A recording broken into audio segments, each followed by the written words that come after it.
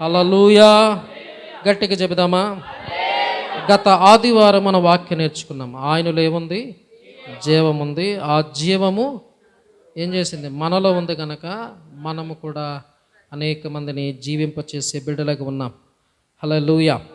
మరొకసారి ఆ వాక్యం నుంచి మరొక సత్యాన్ని నేర్చుకుందాము. మొదటి యోహాను పత్రిక మొదటి అధ్యాయము తీయండి ఒకరు. అట్లాగనే యోహాను సువార్త మొదటి అధ్యాయము 4వ వచనములు అంటాడు, ఆయనలో జీవముండెను, ఆ జీవము మనుషులకు వెలుగై ఉండను. ఆయనలో ఏముందంట?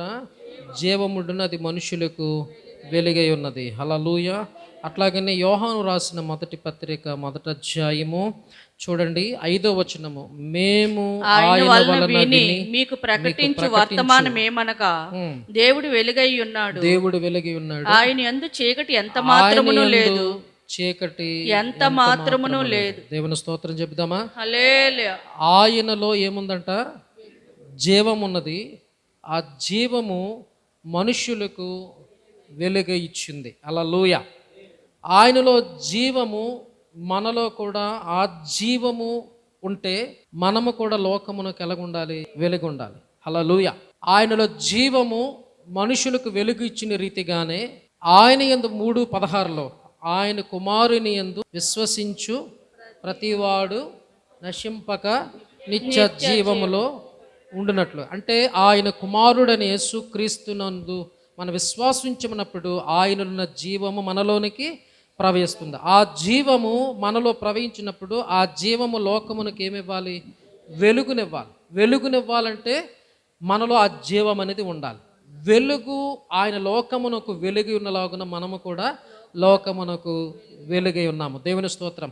చూడండి, వెలుగుకున్నటువంటి ప్రాముఖ్యత చాలా ఎక్కువ. ఆదికాండము 1వ అధ్యాయంలో నాకు 3-4 వచనంలో ఆయన ఏమన్నాడు? వెలుగు కమ్మని పలుకగా, వెలుగును చీకటిని వేరుపరిచి ఉన్నాడు. దేవుని స్తోత్రం చెప్పండి. హల్లెలూయా. వెలుగు ఆయన ఏమై ఉన్నాడు?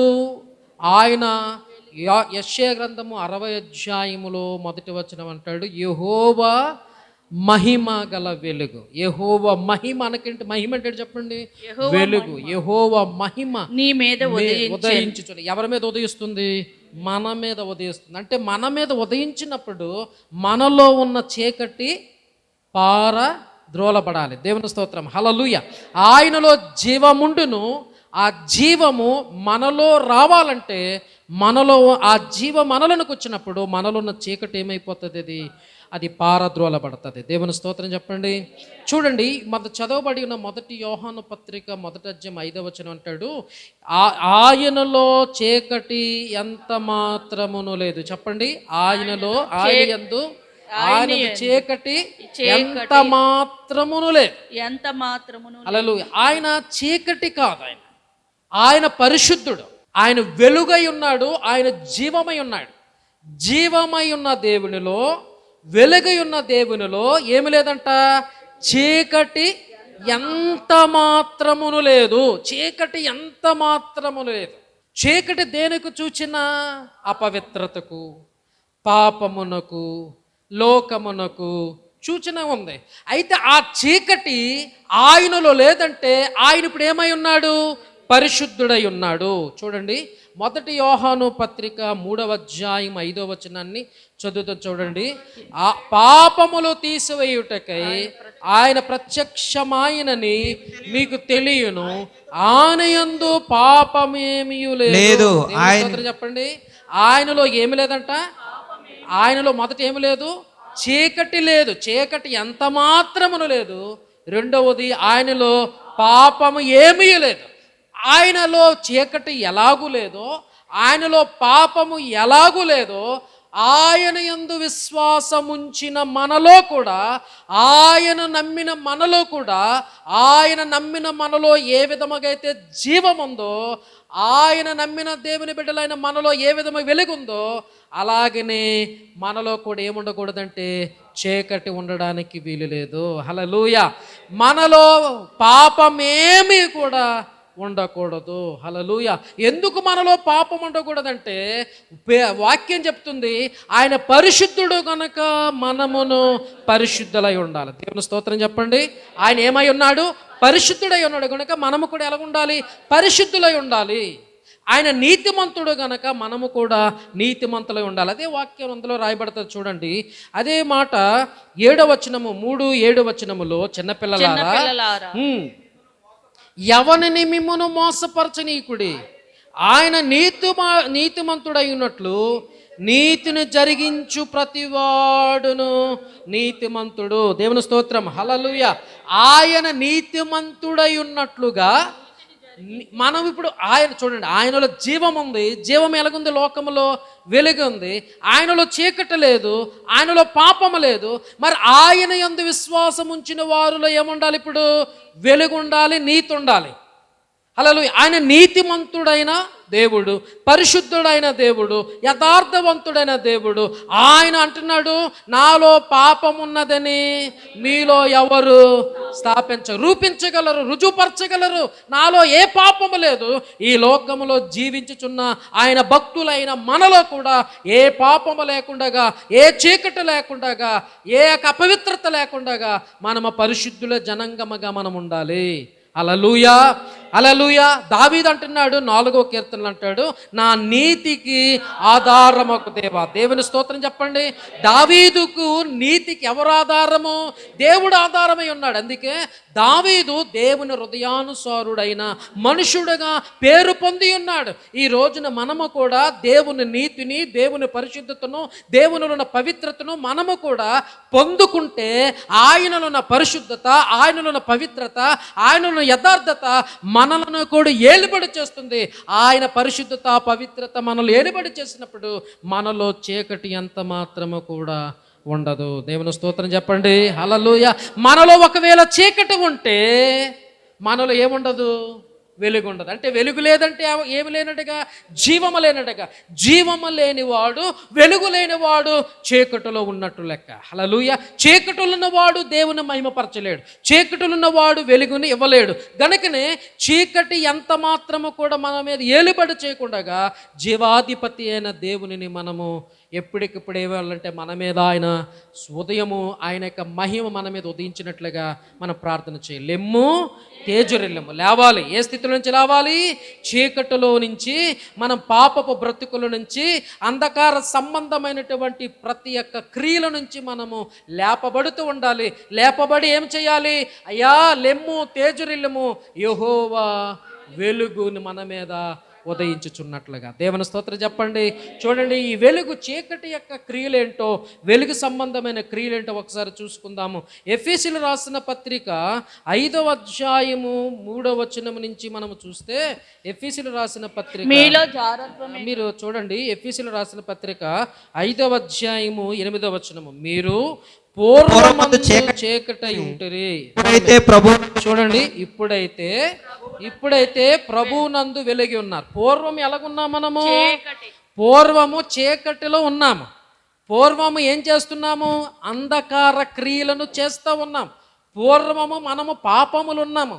పూర్వమనము పాపములో, శాపములో, ఎఫెసీయులు రాసిన పత్రిక 2వ అధ్యాయంలో అంటాడు, మన అపరాధముల చేతను పాపముల చేతను చచ్చిన వారమైన. అంటే అపరాధములు, పాపముల చేత చీకటిలో జీవించుచున్న మనలను ఆయన ఏం చేశాడు?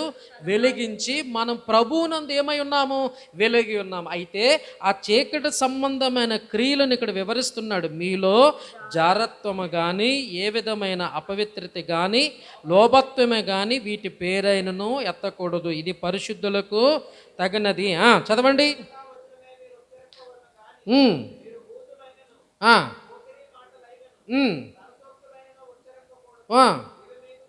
ఇవి మనకు తగవు.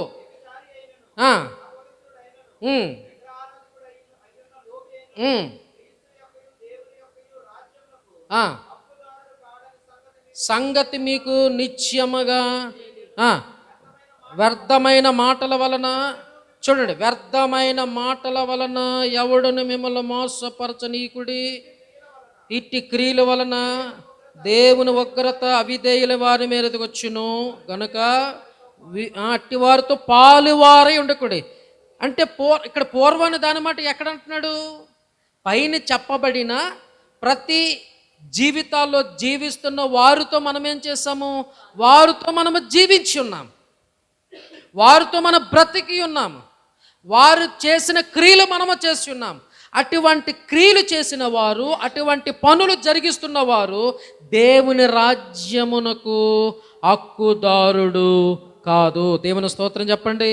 మనము దేవుని రాజ్యములోనికి మనం హక్కుదారులుగా ఉండాలంటే, దేవుని యొక్క వెలుగులో మనము జీవించాలంటే, పైన చెప్పబడిన ఏ విషయాలలో ఏ విషయము కూడా మనలో ఉండడానికి వీలు లేదు. ఒకవేళ ఎప్పుడున్నాము క్రీస్తును అంగీకరించక ముందు, క్రీస్తుని ఎరగక మునుపు, క్రీస్తుని వెంబడించక మునుపు, క్రీస్తునందు విశ్వాసం ఉంచక మునుపు, ఆ యేసయ్య జీవము మనలో లేనప్పుడు ఇటువంటి జీవితంలో మనము జీవించుండు. ఇప్పుడైతే ఏమంటున్నాడు? ఇప్పుడైతే మీరు ప్రభువునందు మీరు వెలుగై ఉన్నారు. ఇప్పుడైతే మీరు వీటిని విసర్జించాలి.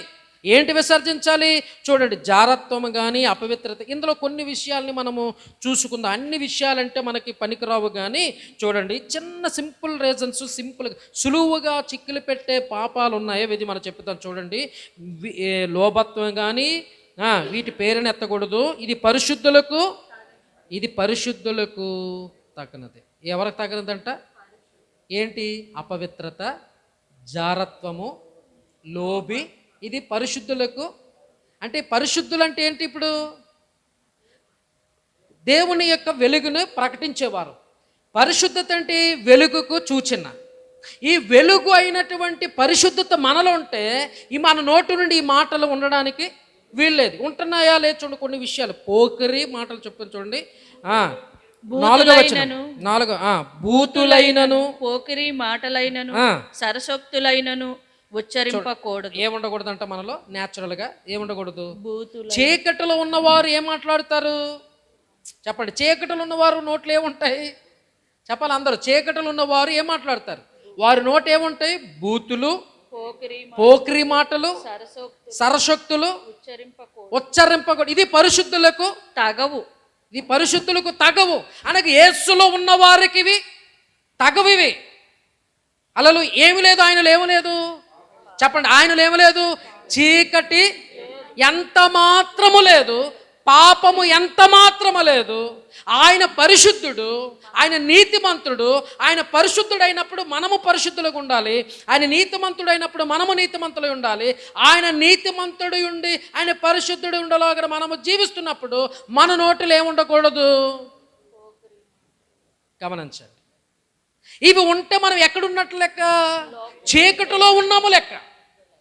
హల్లెలూయా. చీకటి ఉంటే నీలో ఏమలేనట్టుగా? వెలుగు లేదు, జీవము లేదు. ఇప్పుడు ఆలోచించండి, నీ నోట బూతులైనను, పోకిరి మాటలైనను, సరశక్తులైనను నీ నోటులో ఉన్నట్లయితే నువ్వు ఇంకను కూడా ఎక్కడ ఉన్నట్టు లెక్క? చీకటిలో ఉన్నావు లెక్క. చీకటి క్రియలు చేస్తున్నావు, చీకటి పనులు చేస్తున్నావు, చీకటి బ్రతుకుతున్నప్పుడు అట్టివాడు దేవుని రాజ్యమునకు వారసుడు కాడు. దేవుని స్తోత్రం చెప్పండి. ఇవి మీకు తగవు. చూడండి, అక్కడ మీదనన్నాడు 4వ వచనం, ఇది పరిశుద్ధులకు తగవు. ఇక్కడ ఏమన్నాడు? ఇది మీకు తగవు. అక్కడ పరిశుద్ధులకు తగమంటుంది, ఇక్కడ మీకు తగవు. ఇంకా చూడండి, వ్యభిచారి అయినను, అపవిత్రుడైనను. కొలసీలు రాసిన పత్రిక 3వ అధ్యాయములోనికి వెళ్దాము. కొలసీలు రాసిన పత్రిక 3వ అధ్యాయములో చూడండి, అనగా జారత్వమును, అపవిత్రతను, కామాతురతను, దురాశను, విగ్రహారాధనైన ధనాపేక్షను చంపివేయుడి. వాటి వలన దేవుని ఉగ్రత అవిధేయుల మీదకి వచ్చును. పూర్వము వారి మధ్య జీవించినప్పుడు. ఎప్పుడు ఎవరి మధ్య జీవించాము? పూర్వము చీకటిలో ఉన్నవారు మధ్య చీకటిలో ఉన్నవారు జీవితాలు ఎలాగున్నాయి? చీకటిలో ఉన్నవారి జీవితాలు ఎలా ఉన్నాయి? వారి జీవితం అపవిత్రతతో ఉంది, లోభత్వం ఉంది, కామకత్వం ఉంది, జారత్వం ఉంది, ధనాపేక్ష ఉంది, భయంకరమైనటువంటి పాపములు జీవిస్తున్నారు. ఒకప్పుడు మనం వారి మధ్యన జీవించాం, ఒకప్పుడు వారితో మనం కలిసి బ్రతికాం, ఒకప్పుడు వారు చేసిన క్రియలే చేసాం. ఇప్పుడైతే వారు జీవించిన రీతిగా మీరు జీవించకూడదు. ఇప్పుడైతే ఎందుకు మీరు జీవించకూడదంటే, ఇప్పుడైతే మనం ప్రభువునందు వెలుగై ఉన్నాము. దేవుని స్తోత్రం చెప్పండి. మీకు అర్థమైందా? ఇప్పుడైతే మన ప్రభువునందు ఏమై ఉన్నాము? వెలుగు ఉన్నాము గనక ఇప్పుడు మనము చీకటిలో జీవించకూడదు, చీకటిలో బ్రతకూడదు.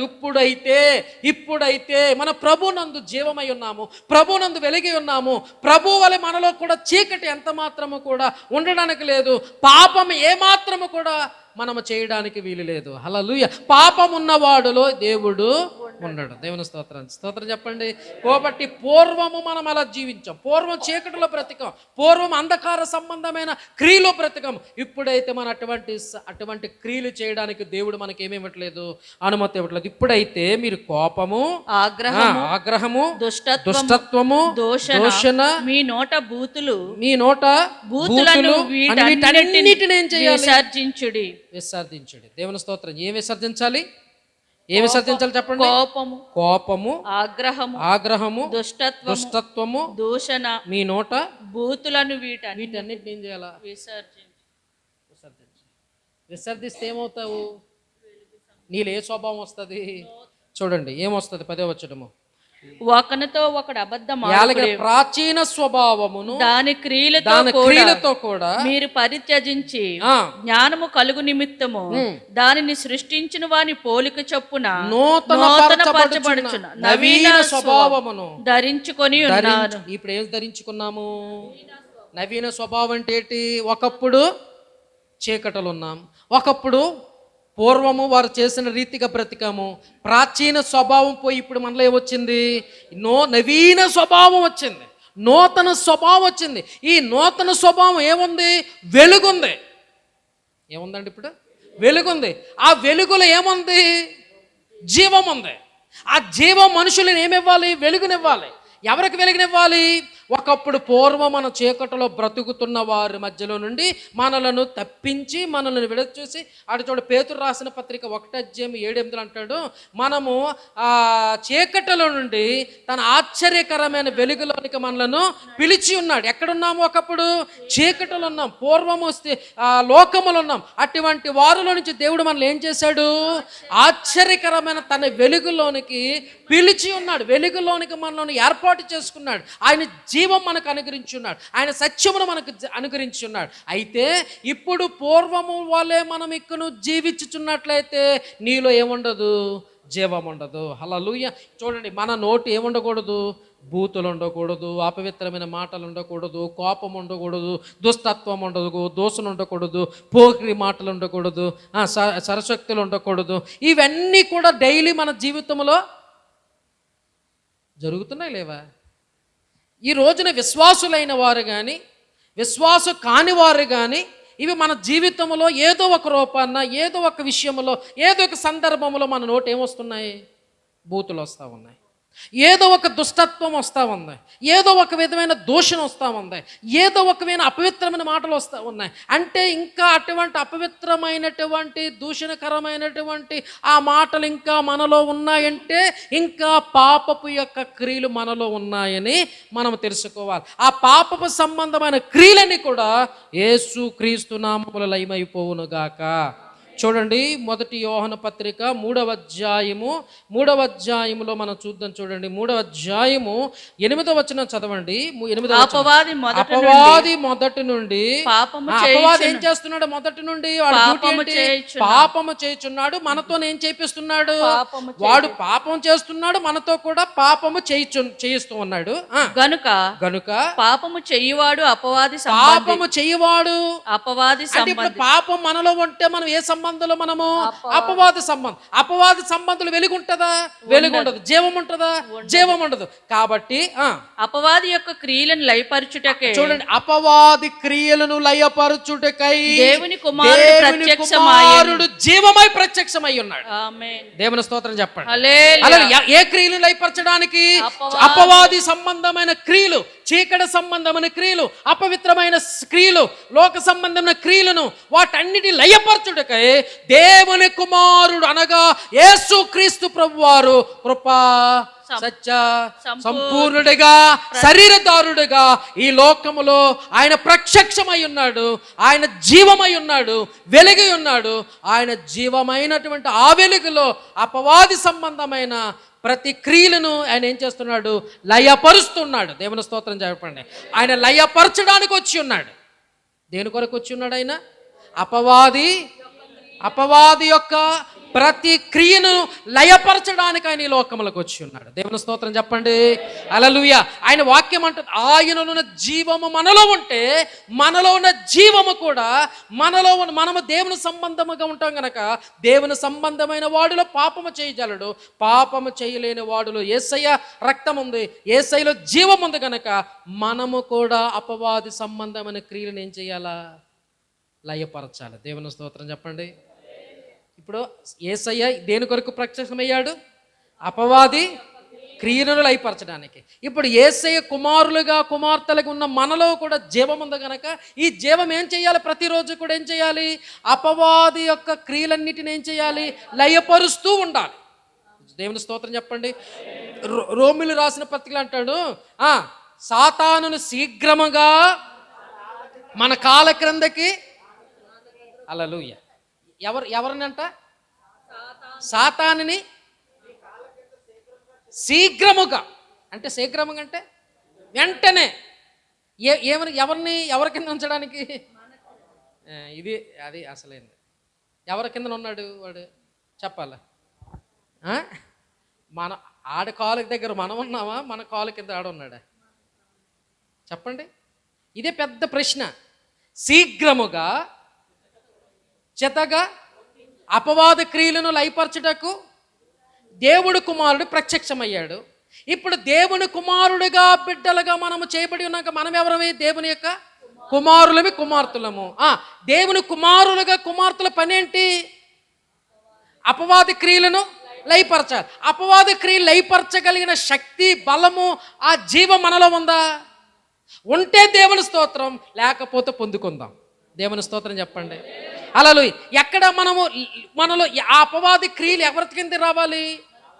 మనకు. అపవాది అంటే డైరెక్ట్గా వచ్చి పడిపోడు, వాడి సంబంధమైన క్రియలన్నీ కూడా మన కాళ్ళ క్రిందకి రావాలి. అది వాక్యం చెప్తున్నది.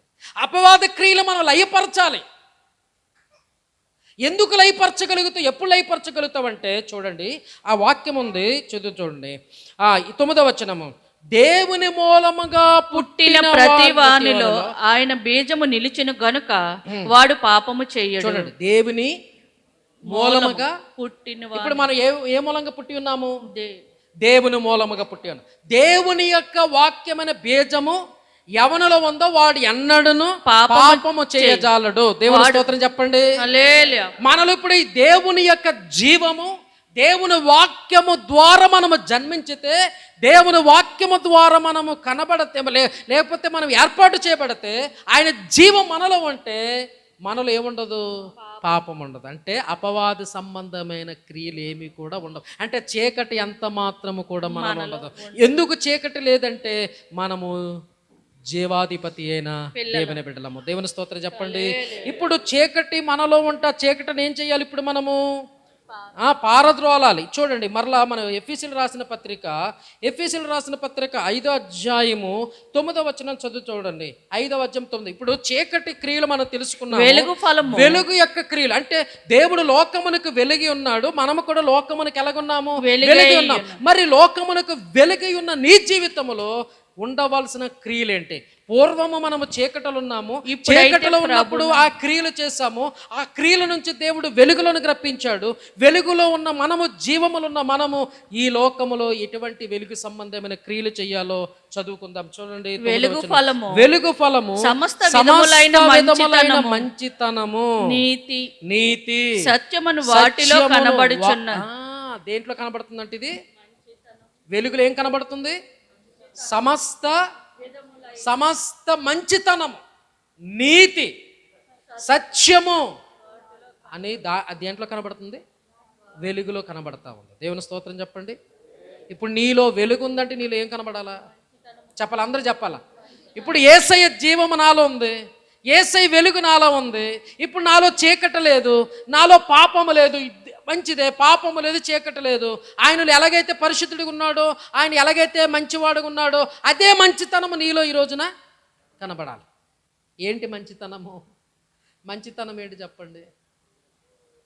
మంచితనం ఏంటి చెప్పండి? ఆ మంచితనం ఏంటి చెప్తాను చూడండి. 1 యోహాను పత్రిక, మీరు ఎలా ఈ రెండు ఉంచుకోవాలి అంటే, యోహాను రాసిన సువార్త కానీ యోహాను పత్రిక రాసినది కూడా ఒక్కలే కాబట్టి చూడండి.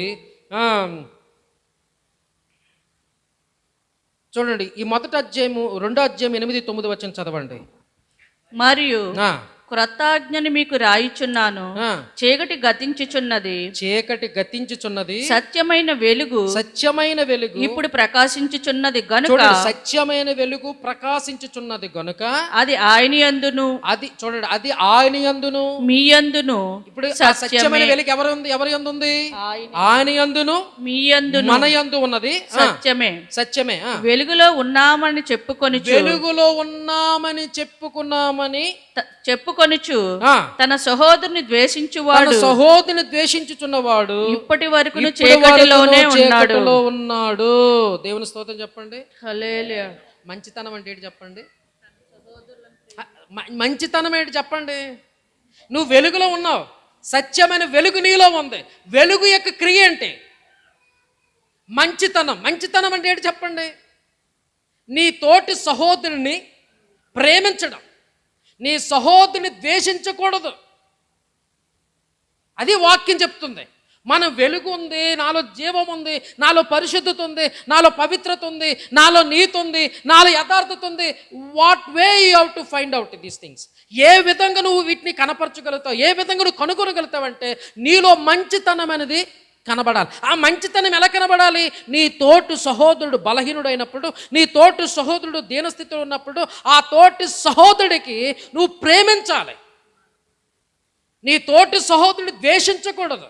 ఆజ్ఞలో ప్రధానమైనవి మొదటిది ఏంటి అన్నాడు? నిన్ను వలె. That was the main. ఇప్పుడు ఏమంటున్నాడు? నిజమే, నువ్వు వెలుగులో ఉన్నావు. వెలుగు క్రియ ఏంటి? నీ సహోదరుడిని ద్వేషించకుండా ప్రేమించడం. ప్రేమిస్తున్నామా? చూడండి, ప్రేమిస్తున్నామా? చూడండి, ఇంకో విషయం అంటాడు, ఇప్పటి వరకు చీకటిలో తన సహోదరుని ప్రేమించువాడు వెలుగులో ఉన్నవాడు. అతని తను ప్రేమించుచున్నవాడు ఎలాగున్నాడు? వెలుగులో ఉన్నవాడు. ఇప్పుడు మనం వెలుగులో ఉన్నామా, చీకట్లో ఉన్నామా? ఒకసారి జస్ట్ అమ్మా అందరు వింటున్నారు, వెనకతలు ఉన్నవారు. ఇప్పుడు మనం చీకటిలో ఉన్నామా, వెలుగులో ఉన్నా? చీకటిలో ఈ కార్యాలు ఏంటి? జారత్వము, అపవిత్రత, ఇవన్నీ ఉన్నాయి. ఇక్కడ ఏమంటున్నాడు? డెఫినేషన్ ఇస్తా ఉన్నాడు, వెలుగు యొక్క డెఫినేషన్. వెలుగులో ఉన్నామంటే ఏంటి? ఏంటి? నీ యొక్క సహోదరుని ప్రేమించాలి. నీ సహోదరుడు ఎవరు? నీ పొరుగువాడు ఎవరు? నీకు బద్ధ శత్రువు ఎవరు? నీ బద్ధ శత్రువు ఎవరు? మీ కోడలు. నీ బద్ధ శత్రువు ఎవరు? సమ్వన్. వాళ్ళని ఏం చేయాలా చెప్పండి? వాళ్ళని ఏం చేయాలా చెప్పాలి? అందరూ కూడా మాటలు రావు, చదివే రావు మాటలు. ఇప్పుడు నీలో జీవం ఉందా, వెలుగుందా, చీకటి ఉందా? ఇప్పుడు మాట్లాడరావు కదా మనకి. ఇప్పుడు అసలు తెలిసిపోయింది కథ అంతా. కథ తెలిసిపోయింది. నీలో నిజముగా జీవం ఉంటే, నిజముగా నీలో వెలుగుంటే, నీ తోటి నీవు ఎవరినైతే ద్వేషిస్తున్నావో, ఎవరైతే నీవు అసహించుకుంటున్నావు ఎంతవరకు, ఆ వ్యక్తిని ఈ రోజు నుంచి నువ్వేం చేయాలా?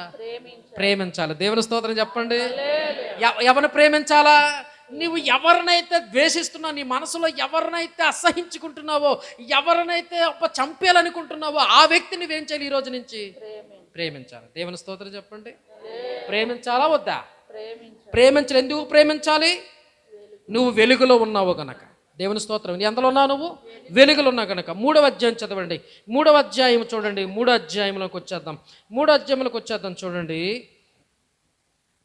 10వ వచనం చదవండి. దీనిని బట్టి దేవుని పిల్లలెవరో అపవాది పిల్లలెవరో తేటపడును. నీతిని జరిగించని ప్రతివాడును తన సహోదరుని ప్రేమింపని ప్రతివాడును. చూడండి, దేవుని సంబంధులు కారు. వెలుగులో ఏం చదివాము? మంచితనము, రెండోది నీతి, సత్యము. నీతి ఇక్కడ ఏమంటున్నాడు? నీతిని జరిగింపని ప్రతివాడును, తన సహోదరుని ప్రేమింపని ప్రతివాడును దేవుని సంబంధులు. ఎవరి సంబంధులు? ఇప్పుడు అక్కడే ఉంది అపవాది సంబంధులు. ఇప్పుడు అపవాది సంబంధులమా, దేవుని సంబంధులమా? చెప్పాలి. ఇప్పుడు మీరు వాక్యం అందరికి అర్థమవుతే స్తోత్రం. మీకు ఇప్పుడు ఏ సంబంధులు? మనం ఒరే బాబు దేవుని సంబంధమే కాదనట్లా. మనం దేవుని నమ్మాం, ఓకే, దేవుని యందు విశ్వాసం ఉంచే, ఓకే. నిజంగా ఆయనలో ఉన్న జీవం మనలో ఉంటే, ఆయనలో వెలుగు మనలో ఉంటే, ఆయన వెలుగు మనం ఏం చేయాలి? ఆ వెలుగు ఏం చేయాలి? చీకటిలో ఉన్న వారిని వెలుగులను రప్పించాలి. ఓకే, అది వేరే సంగతి. చీకటిలో ఉన్న వారిని వెలుగు రప్పించినప్పుడు చీకటిలో ఎవడున్నాడు? నీ సహోదరుడు ఉన్నాడు. వాడిని ఏం చేయాలి? నువ్వు ప్రేమించాలి. ప్రేమించినప్పుడు మాత్రమే అతడి మీద నీకు భారం కలుగుతుంది, అతని మీద ప్రేమ కలుగుతుంది. ప్రేమ కలిగినప్పుడు అతని కోసం ప్రార్థించగలుగుతావు, అతని కొరకు నువ్వు అంగలార్చగలుగుతావు, అతని కొరకు నువ్వు విజ్ఞాపన చేయగలుగుతావు, అతన్ని ప్రేమించి అతన్ని రక్షించుకోగలుగుతావు. దేవుని స్తోత్రం చెప్పండి. హల్లెలూయా. అతన్ని ప్రేమించకపోతే నీకు భారం రాదు. అర్థమైందండి? దేవుడు లోకమును ఎందుకు ప్రేమించాడు? ప్రేమించాడు కాబట్టి ఎవరిని పంపించాడు? ఆయన లోకమును ప్రేమించాడు కాబట్టి ఎవరిని పంపించాడు? కుమారుని పంపించాడు. దేని కొరకు పంపించాడు?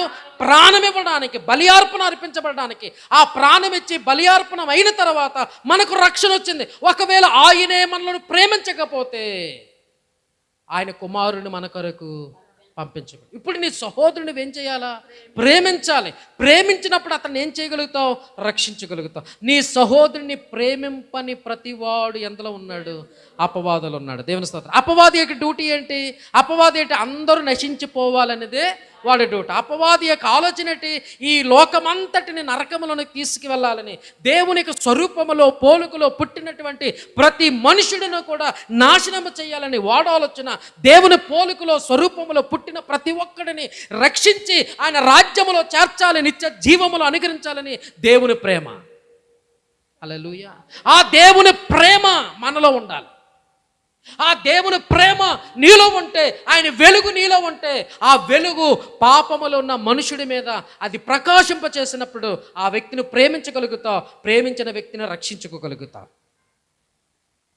ఈ రోజున ఒక వ్యక్తిని చూసి ఆ వ్యక్తిని ప్రేమించలేకపోతున్నాం, ఆ వ్యక్తిని చూసి జాలి పడలేకపోతున్నాం, ఆ వ్యక్తిని ఎడల మన మంచిని కూడా కనపరచలేకపోతున్నాం ఈ రోజున. అంటే మనలో మంచి లేదంటే, మనలో ఈ యొక్క ప్రేమింప గుణము లేదంటే మనం ఇంకా దేంట్లో ఉన్నాడు లెక్క? చీకటిలో ఉన్నాము లెక్క.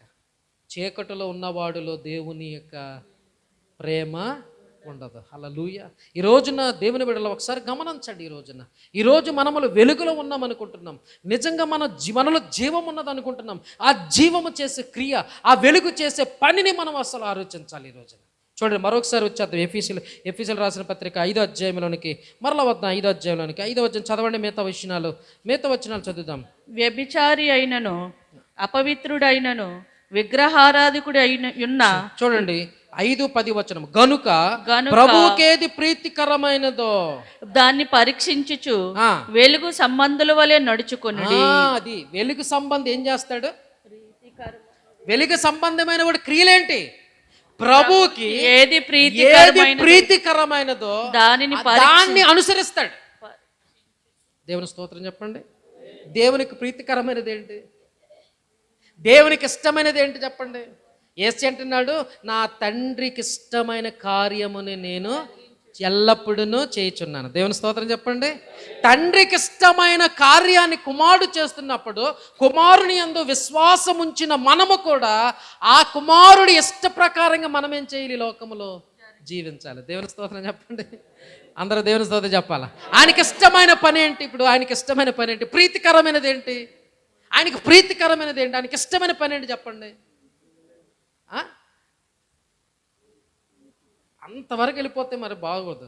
మనం సింపుల్గా పరిశుద్ధులుగా ఉండడమే ఆయనకి ఇష్టమైనది, అంతే కదా?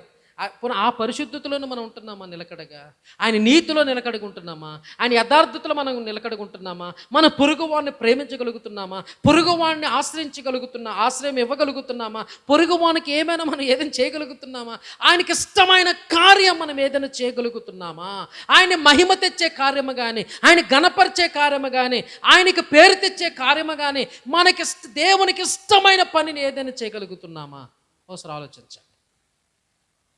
దేవునికి ప్రీతికరమైనదే, దేవునికి ఇష్టమైనదే, దేవుని మనసును ఎరిగి ఆ మనసునికి అనుగుణముగా నడిచాడు దావీదు. ఈరోజు దేవునికి ఇష్టమైన రీతిగా తెలియాలంటే ఆయన మనసుకు దగ్గరకు నువ్వు రావాలి. ఆయన మనసును అర్థం చేసుకోగలిగిన అనుభవంలోనికి నువ్వు రావాలి.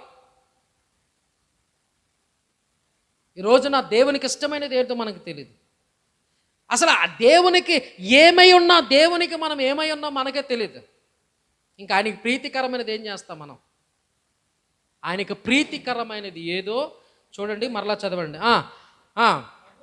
వెలుగు సంబంధుల వల్ల నడుచుకుని నిష్ఫలమైన అంధకార క్రియలలో పాలువారై ఉండక చూడండి, వాటిని ఖండించుడి.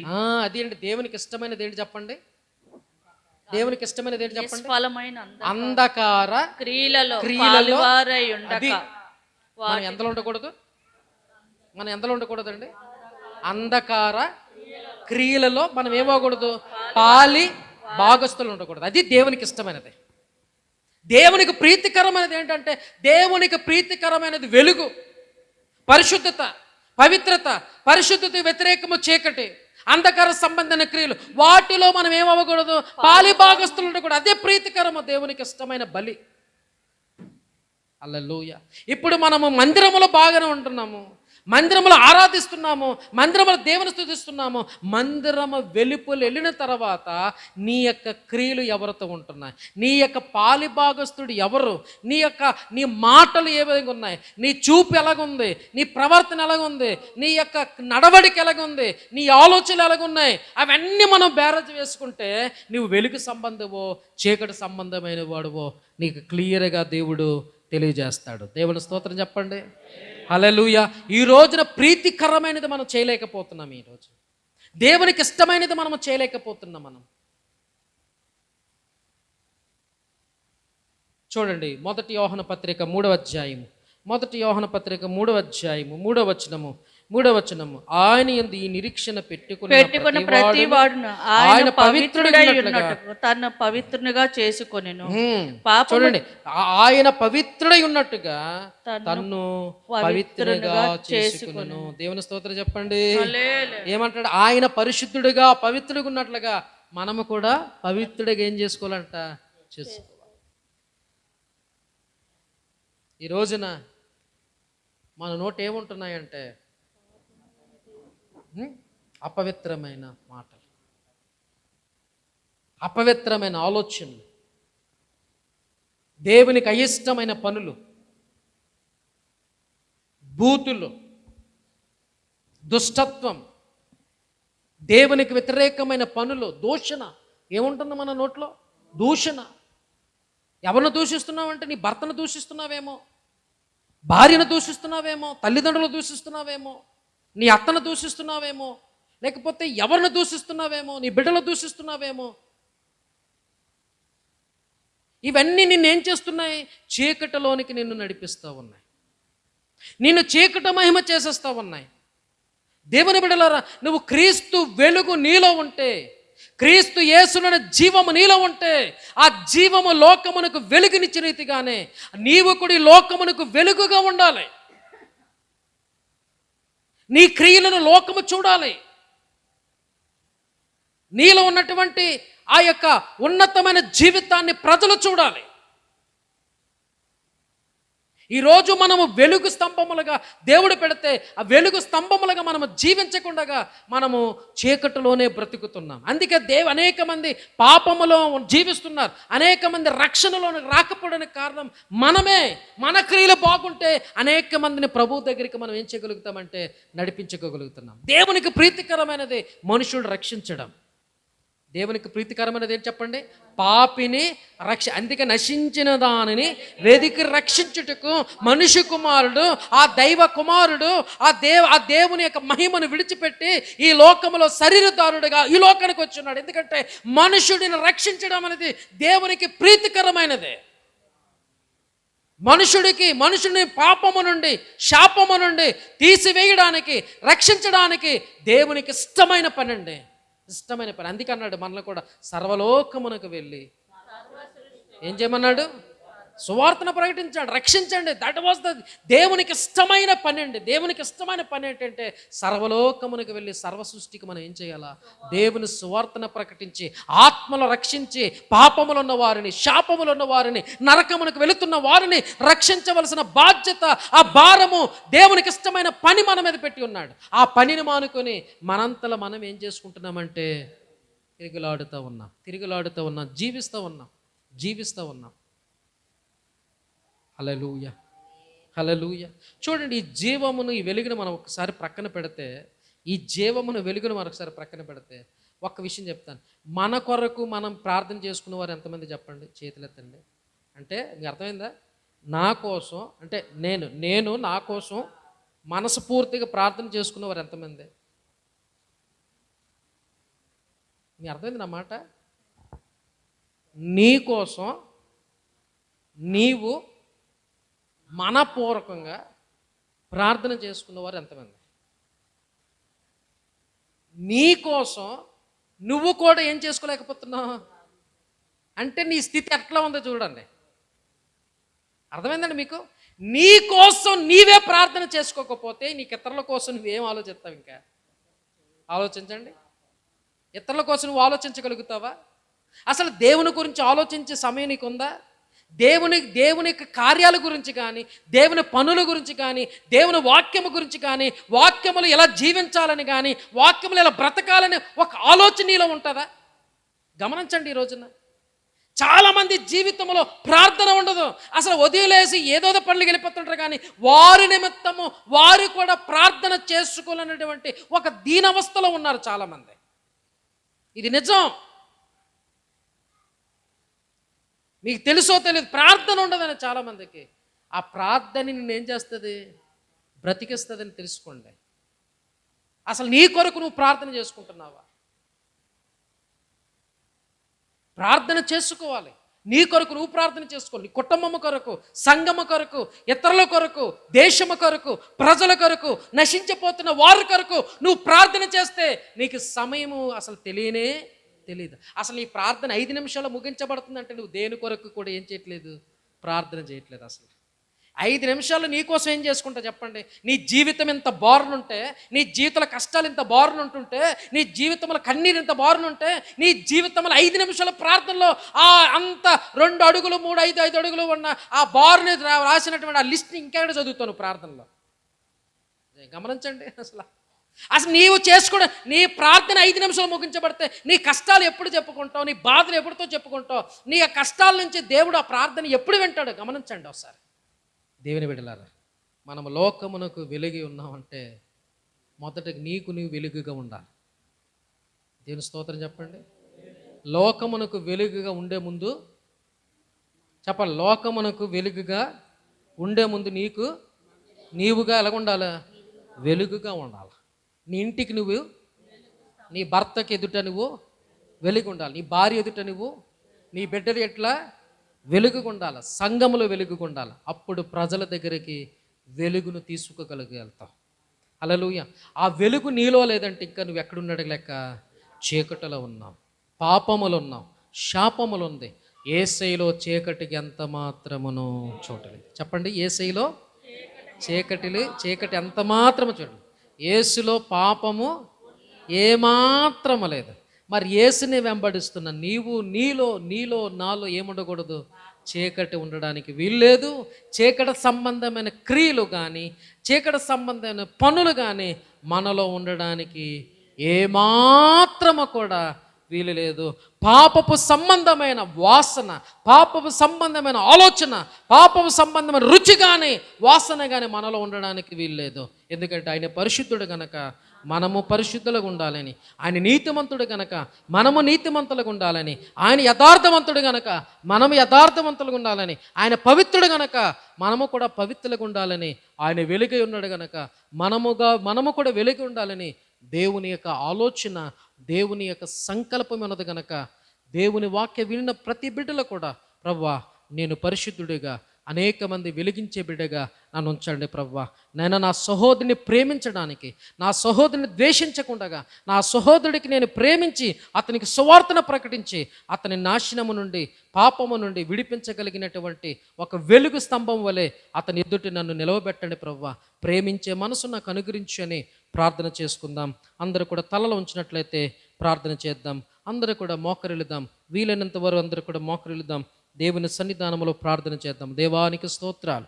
ఆయనలో జీవముండెను, ఆ జీవము మనుషులకు వెలుగునిచ్చింది. ఆయనలో జీవం మనుషులకు వెలుగునిచ్చింది. ఆయనలో జీవమే నీలో ఉంటే ఆయనలో జీవమే నీలో ఉంటే నీవు లోకమునకు వెలుగుగా ఉండాలి. ఆయనలో జీవం మనుషులు బ్రతికిస్తుంది. ఈ రోజున మనలను బ్రతికించిన ఆ జీవవాక్యం, మనలను వెలిగించినటువంటి ఆ జీవవాక్యం మనము నమ్మాం, మంచిదే. కానీ పూర్వము చీకటిలో ఉన్నాం, పూర్వము అపవిత్రులుగా ఉన్నాం, పూర్వము అంధకార సంబంధమైన క్రియలలో మనము జీవించాం. ఈ రోజున అట్టి వాటిలో నుండి దేవుడు మనల్ని విడుదల చేసి ఆశ్చర్యకరమైన తన వెలుగులోనికి మనలను పిలిచి ఉన్నాడు. ఆశ్చర్యకరమైన వెలుగులో మనము జీవించాలి. ఆయన వెలుగు గనక మనము వెలుగు ఉండాలి. వెలుగు యొక్క ఫలము సమస్త విధములైన మంచితనం, నీతి, సత్యమై ఉన్నదే.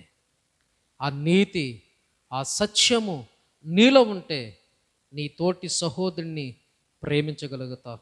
నీ తోటి సహోదరుడు పాపములు ఉన్నప్పుడు, అతడు శాపగ్రస్తమై ఉన్నప్పుడు, అతడు కొట్టబడుతున్నప్పుడు, అతడు నలగొట్టబడుతున్నప్పుడు, అతడు నరకమునకు వెళుతున్నప్పుడు ఆ వ్యక్తి మీద నీ కనికరము, ఆ వ్యక్తి మీద నీ ప్రేమ ఉంటే అతనికి తప్పగా సువార్తన ప్రకటిస్తావు, అతన్ని బ్రతికిస్తావు, నీలో ఉన్న వెలుగును అతనికి అనుగ్రహిస్తావు, నీలో ఉన్న జీవమును అతన్ని అనుగ్రహించి ఆ జీవములోనికి అతన్ని తీసుకొచ్చే విధముగా నువ్వు ప్రేమించే మనసును దేవానికి దయచేయండి అని ప్రార్థన చేద్దాం. హల్లెలూయా.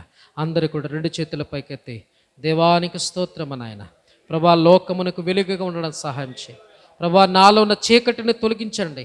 నీలో ఏ మాత్రము కూడా చీకటి లేదు, నీలో ఏ మాత్రము కూడా పాపమునకు చోటు లేదు. అలాగనే ప్రభా, నాలో కూడా చీకటి ఉండడానికి వీల్లేదు నాయన.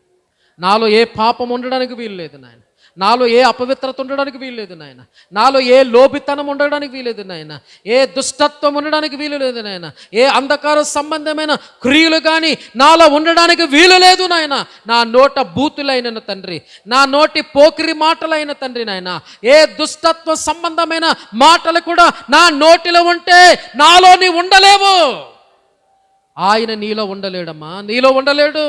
నీలో ఉండాలంటే నీ నోరు శుద్ధీకరించబడాలి.